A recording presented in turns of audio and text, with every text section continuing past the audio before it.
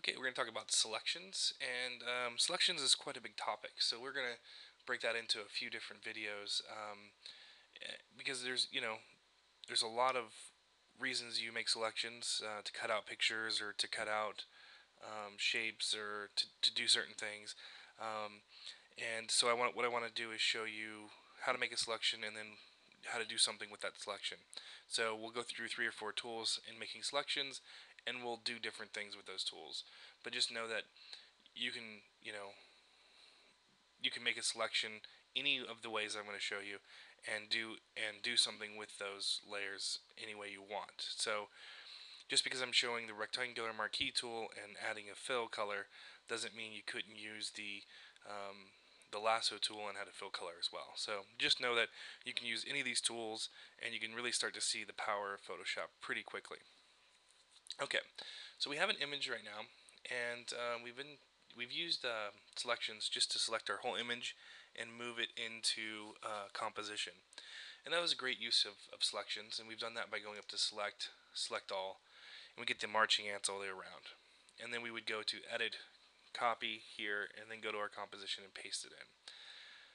So that was a great use of selection, but now we actually want to, let's say we want to create a box down here and actually have some type in that box. So if we just put type over these rocks, black type, you probably wouldn't see it very well.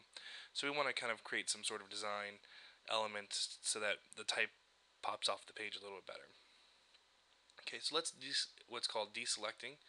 So we no longer need the selection, so let's deselect it. So we go up to the select menu, hit deselect, and now it basically turns off any selection that we have. Okay, so let's go to our rectangular marquee tool, which is the first tool down after our move tool. Looks like a kind of dashed rectangle.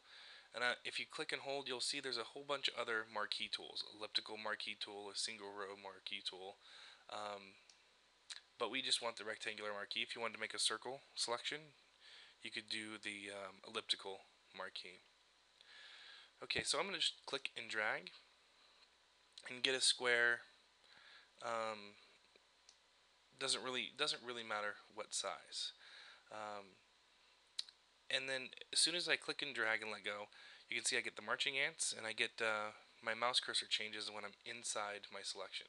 So you can see I have the mouse cursor outside my selection. It's a crosshair, and as soon as I go inside, you can see what I have selected. So I actually have this square selected. I don't have any of this stuff out here selected. And I'll show you how to invert that in a later video in case you wanted to select the other side. But with this tool inside your selection, you can actually click and move your selection around if you needed to, just to line it up or whatever you need to do. And now you can start doing different things. So we've made a selection. Now we could cut out these rocks and put them in. We could actually just do edit cut and then go into a composition and do an edit paste, and we would get just these rocks now instead of the whole image, right? So whatever's inside this square we would get. Let's do something a little different this time. Let's actually fill this selection with a color. So I'm going to do that actually on a new layer so that I have more control over it. I can control the opacity, and then I can move it around at a later time if I needed to. So I'm going to go up to layer, new, layer, and layer 1's fine for right now for our purposes. So I got a new layer. I still have this selection, and I'm going to go to the paint bucket tool and add and click inside the selection and paint basically a white square. So about halfway down is the paint bucket tool, so I'm going to click on that. And I'm going to make sure my foreground color is white. If you wanted to make a red square, you could just make sure your foreground color is red, and it would be red.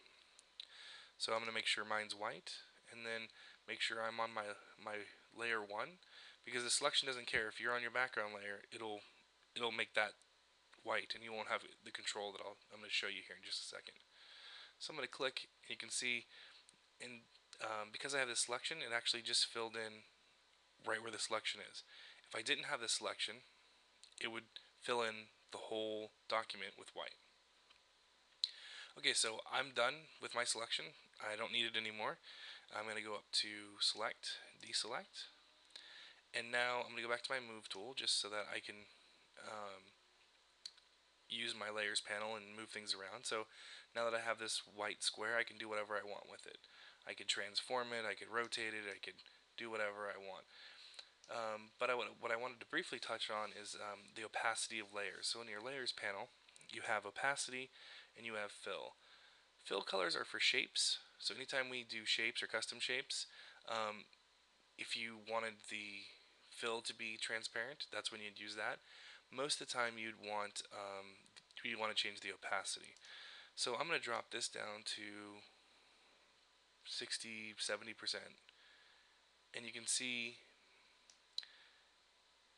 still kind of see the rocks behind, but if you were to type text in this white area, you would be able to see the text a lot better. So that was us making a selection with our marquee tool and using layers panel and opacity. So selections can get really complex, and we'll start showing you that with the lasso tool and a couple other things.